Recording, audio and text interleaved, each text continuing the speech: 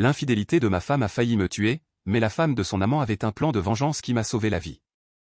L'infidélité de ma femme a failli me briser pour de bon, mais c'est finalement la femme de son amant qui a mis en place un plan de vengeance qui, contre toute attente, m'a littéralement sauvé la vie. Si vous lisez ceci, n'hésitez pas à laisser un commentaire et à me dire d'où vous suivez l'histoire. Celle d'aujourd'hui vient de quelqu'un en moi qui a découvert que, parfois, la personne que vous considériez comme votre adversaire peut se révéler être un allié totalement improbable. Jamais je n'aurais imaginé remercier une autre femme d'avoir contribué à ruiner mon propre mariage. Pourtant, la vie adore jouer des tours cruels et un peu tordus.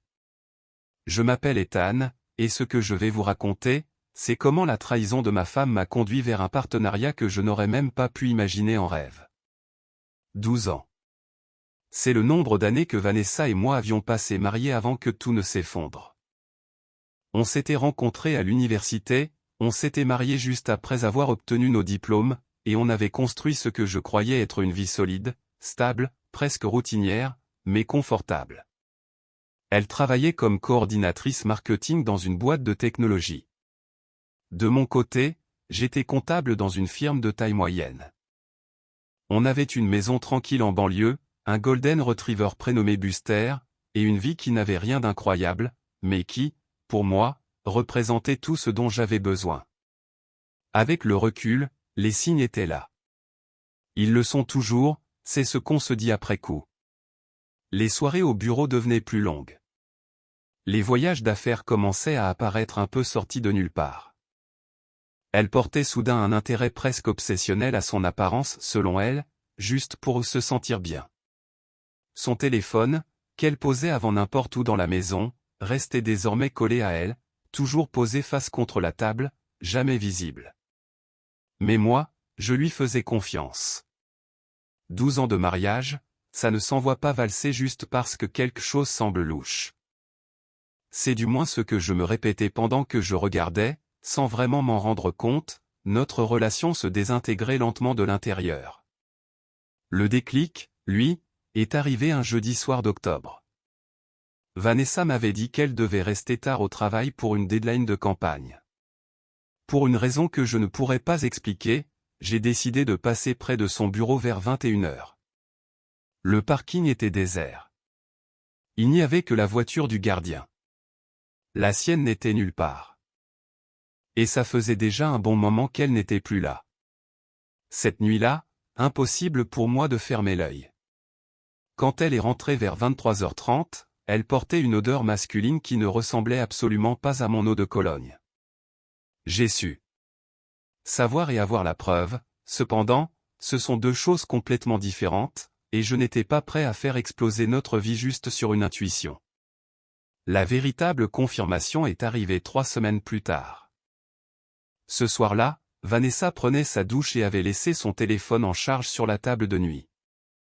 L'écran s'est allumé avec un message provenant d'un contact enregistré comme « Salle de conférence B ».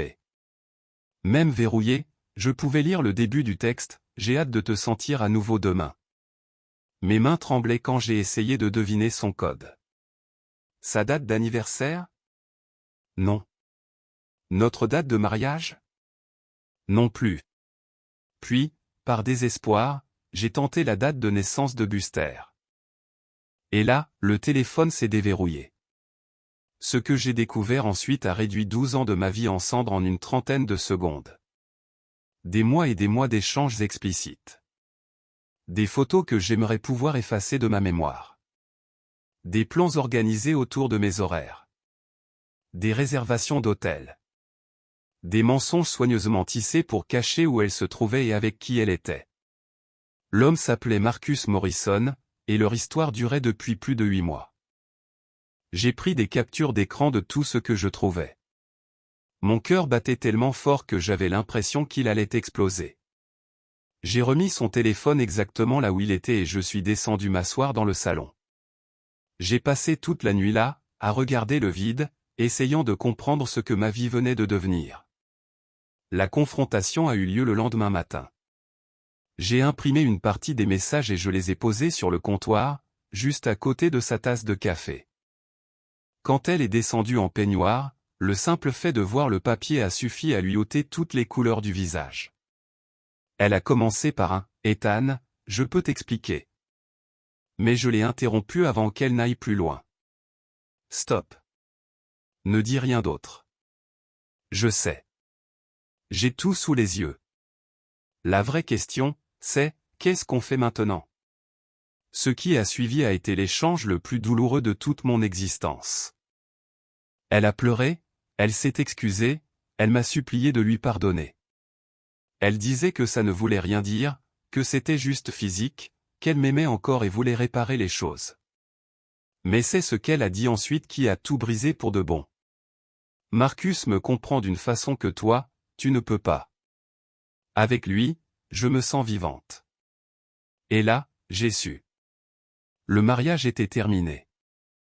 Pas à cause des messages, ni même à cause des mensonges, mais parce qu'elle avait trouvé chez quelqu'un d'autre quelque chose qu'elle avait décidé ne plus pouvoir trouver en moi.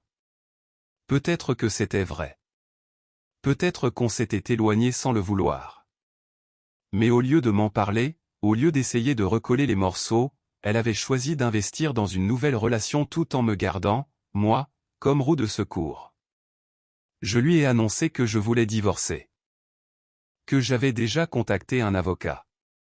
Et qu'elle avait une semaine pour trouver un autre endroit où vivre, parce que je ne pouvais pas continuer à partager un toit avec quelqu'un qui me mentait depuis 8 mois. Elle a déménagé ce week-end-là, s'installant temporairement chez sa sœur. La maison semblait vide sans elle, mais, d'une étrange manière, elle n'avait jamais semblé aussi sincère. Buster était un peu perdu, mais les chiens s'adaptent mieux que nous. Les démarches de divorce ont commencé rapidement. J'avais suffisamment de preuves pour compliquer les choses pour elle, et elle le savait. Son avocat lui a conseillé de régler l'affaire rapidement et de façon équitable, ce qu'elle a accepté. On a divisé nos biens. Elle a récupéré sa voiture, ses affaires personnelles, et c'est tout. 12 ans de vie commune réduits à quelques documents et un partage froid de nos possessions. Mais ce n'était pas la fin de l'histoire. C'est même précisément là que tout a vraiment commencé. 2 mois après son départ, j'ai reçu un appel d'un numéro inconnu. La femme à l'autre bout de la ligne s'est présentée comme Julia Morrison. La femme de Marcus. C'est tout ce que j'ai pensé quand elle s'est présentée. Je crois qu'on doit discuter, m'a-t-elle dit d'une voix tellement calme que j'ai accepté sans réfléchir et accepté de la rencontrer ce même après-midi dans un petit café du centre-ville. Julia ne ressemblait pas du tout à ce que j'avais imaginé. Elle devait avoir un peu plus de 40 ans, ses cheveux grisonnaient et elle ne semblait pas chercher à les cacher. Ses yeux fatigués racontaient clairement qu'elle vivait avec cette histoire depuis bien plus longtemps que moi. Elle a commandé un café noir, puis est passée directement au sujet. « Vous savez depuis quand pour Marcus et votre femme ?» m'a-t-elle demandé. « Environ 2 mois, ai-je répondu. « Et vous ?» Elle a laissé échapper un petit rire, mais il n'y avait rien de joyeux là-dedans. 2 ans. Essayez 2 ans. Alors que j'étais resté dans le déni pendant presque toute la liaison de Vanessa, Julia vivait avec la certitude que son mari la trompait depuis presque le début. Mais à la différence de moi, elle n'avait pas foncé tête baissée dans une confrontation. Elle avait passé son temps à rassembler des preuves, à tout cataloguer, à planifier son prochain geste comme quelqu'un qui a déjà été blessé trop souvent. Marcus m'a déjà fait ça 3 fois, m'a-t-elle dit, la voix froide. À chaque fois que je l'ai attrapé, il a juré que c'était terminé. Et à chaque fois, je l'ai cru. On a 2 enfants, alors je me disais que la famille passait avant ma fierté. Cette fois, pourtant, quelque chose avait changé pour elle. Elle n'avait plus envie d'être la femme compréhensive qui ramasse les morceaux à la place de son mari. Elle m'a poussé un dossier Manilla de l'autre côté de la table. Je compile tout depuis 18 mois. À l'intérieur. Des relevés bancaires montrant l'argent qu'il dépensait en hôtels et en cadeaux. Des factures de cartes de crédit. Des SMS restaurés depuis d'anciens téléphones. Des photos. Et même des vidéos issues de caméras de sécurité d'un hôtel où il retrouvait ses maîtresses. Comparé à ce qu'elle avait rassemblé, mon petit dossier de capture d'écran faisait presque pitié. Julia était méthodique, incroyablement précise, mais tout aussi détruite intérieurement. Pourquoi me montrer tout ça, lui ai-je demandé. Elle a croisé les doigts devant elle.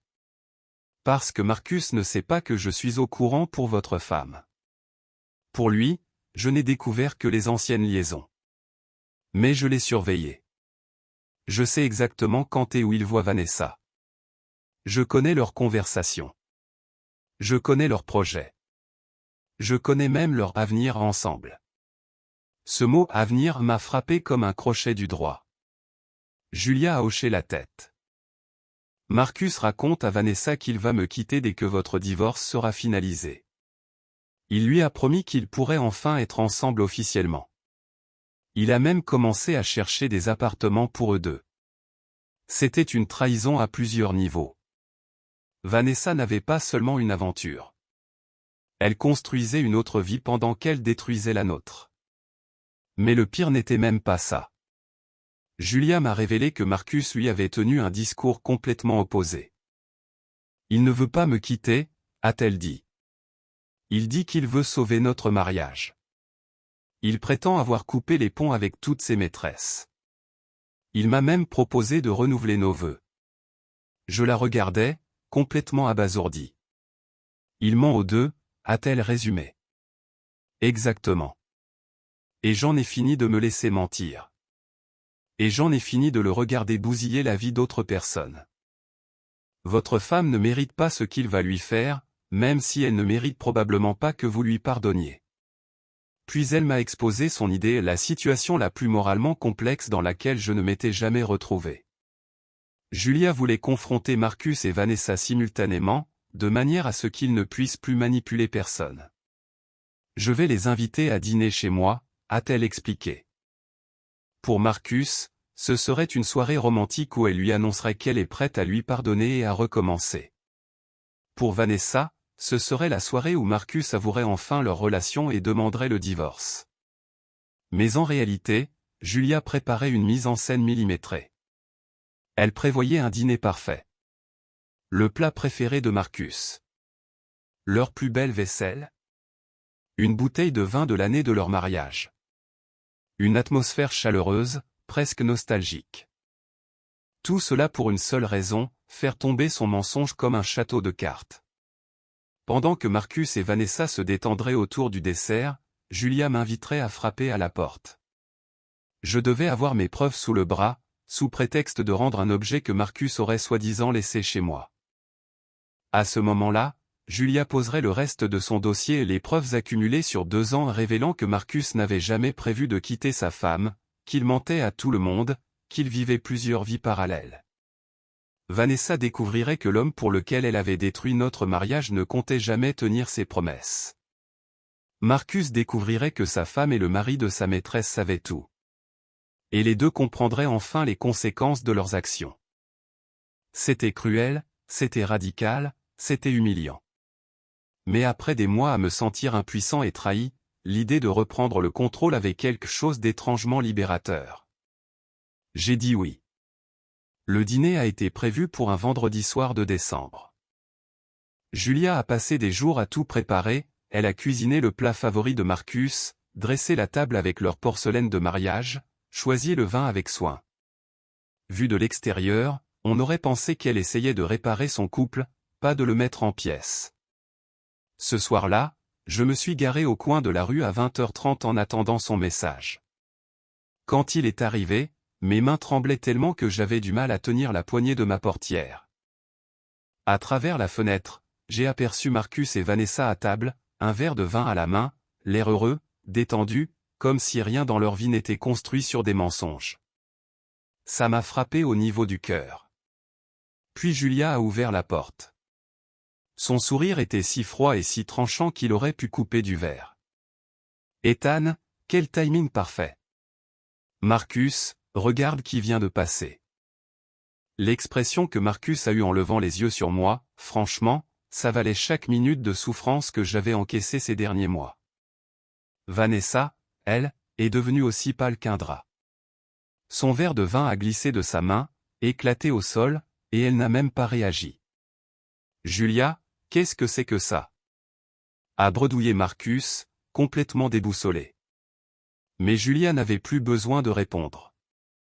Elle marchait déjà vers la table à manger où elle avait soigneusement aligné tout un tas de dossiers remplis de preuves. « Je crois qu'il est temps pour nous quatre d'avoir une vraie conversation », a-t-elle annoncé d'une voix étonnamment calme. Puis, en se tournant vers Marcus, « Tu te souviens de Ethan, n'est-ce pas? Le mari de Vanessa. » Ce qui a suivi a probablement été la demi-heure la plus inconfortable de toute ma vie. Et honnêtement, je ne pense pas exagérer. Julia a tout sorti, méthodiquement, comme une procureure en plein procès, documents, photos, relevés bancaires, messages, vidéos. Chaque preuve accompagnée d'une explication. Marcus a d'abord tenté de nier, puis il a blâmé tout le monde sauf lui. Et finalement, il s'est écroulé sur sa chaise, silencieux, complètement assommé par l'effondrement de son propre petit univers de mensonges. Vanessa pleurait, mais ce n'était pas des larmes de culpabilité. Non. C'étaient des larmes de pure humiliation, et de colère.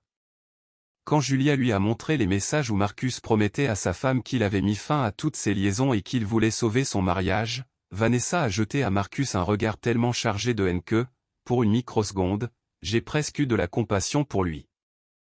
La soirée s'est terminée dans un chaos total, Marcus quittant sa propre maison comme s'il fuyait un incendie, Vanessa appelant sa sœur en panique pour qu'elle vienne la chercher, et Julia et moi assis dans sa cuisine, partageant une bouteille de vin comme deux survivants d'un crash aérien. Elle m'a demandé.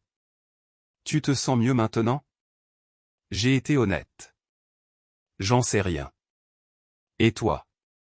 Elle a pris une longue inspiration avant de répondre. « Je crois que je peux enfin avancer. Pendant 2 ans, j'ai vécu dans le doute, dans la peur, coincé dans un mariage que je savais faux, mais je ne trouvais pas la force de l'arrêter. Ce soir, Marcus a décidé pour moi. » Le lundi suivant, Julia a déposé sa demande de divorce. Marcus, lui, a essayé de revenir vers elle. Puis vers Vanessa. Puis vers une ancienne maîtresse. Mais sa réputation était détruite. L'histoire a circulé au boulot, dans leur groupe d'amis, dans leur famille. Il a fini par être transféré dans une autre ville, mais le mal était déjà fait depuis longtemps. Vanessa et moi, on ne s'est plus jamais reparlé après cette nuit-là. Notre divorce a été finalisé 2 mois plus tard, et elle est partie vivre à l'autre bout du pays pour recommencer à zéro. Des amis communs m'ont dit qu'elle avait passé beaucoup de temps en thérapie, essayant de régler ses problèmes d'engagement et d'honnêteté. Quant à Julia et moi, eh bien, contre toute attente, on est devenus amis. Pas de romance, rien d'ambigu. Simplement 2 personnes qui avaient traversé la même tempête et qui comprenaient exactement la douleur de l'autre d'une manière que personne d'extérieur à la situation n'aurait pu comprendre. Elle m'a aidé dans les moments les plus difficiles de mon divorce, et j'étais là pour elle quand elle s'est retrouvée à gérer seule la parentalité, après que Marcus ait effectivement disparu de la vie de ses enfants.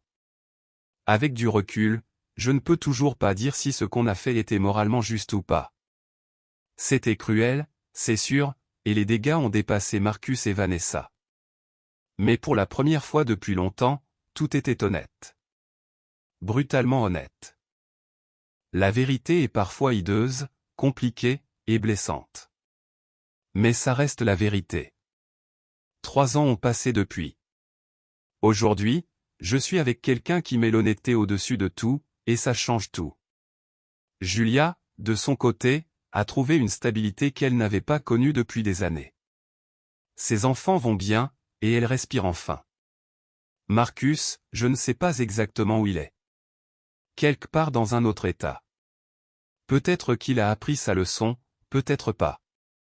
Ce n'est plus mon problème. Et aussi étrange que ça puisse paraître, je suis reconnaissant que tout se soit déroulé de cette façon. Pas pour la douleur, ni pour la trahison, évidemment. Mais pour la clarté que ça m'a apportée. J'ai découvert que j'étais plus fort que je ne le pensais, que je méritais mieux que la vie tiède dans laquelle je m'étais enfermé, et surtout que parfois, les alliances les plus improbables peuvent vous aider à vous reconstruire. L'infidélité de Vanessa a détruit la vie que je pensais vouloir, mais au passage, elle m'a libéré pour construire celle dont j'avais réellement besoin. Et la vengeance de Julia ? Elle n'a pas seulement mis Marcus à nu. Elle a mis toute la vérité sur la table. Même si c'était salissant, même si c'était compliqué. Parfois, il faut tout laisser s'écrouler pour enfin bâtir quelque chose de meilleur. Voilà mon histoire. Alors dites-moi en commentaire ce que vous pensez de ma façon de gérer tout ça. Vous auriez fait la même chose? Et n'oubliez pas de vous abonner si vous voulez d'autres histoires comme celle-ci.